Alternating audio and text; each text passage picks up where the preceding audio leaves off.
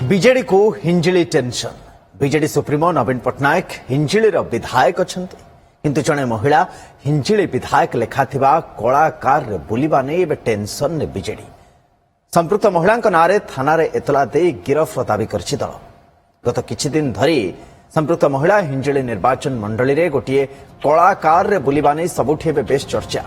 कारण महिला जनक जो कार रे बुलुछंती से कार रे हिंजिली विधायक बोली लेखा अछि। तबे नवीन हिंजिली विधायक थिबा बेले ए महिला जनक किए ताकु नै एबे चारिआडे आलोचना। एने संपृक्त महिलांकर परिचय एवं केउथिपाई से भली गाड़ी रे बुलुछंती से नै स्पष्ट सूचना मिलि नथिबा बेले बीजेडी तांकु गिरफ पाई दाबी करछि।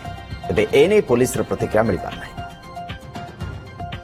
एबे 2-3 दिन तला आमे सो देखिलु सोशल मीडिया रे मध्ये गोटे आसुची गोटे महिला गोटे कला गाड़ी रे गोटे आसिगिरी आगरे फलक मारछि हिंजिलीर विधायक बोली। तुरंत संविधान रक्षा करने सहित एपरी जननायकंकर जो पदमर्यादा उपर तांकर आसुची थाना रे रिपोर्ट देलु।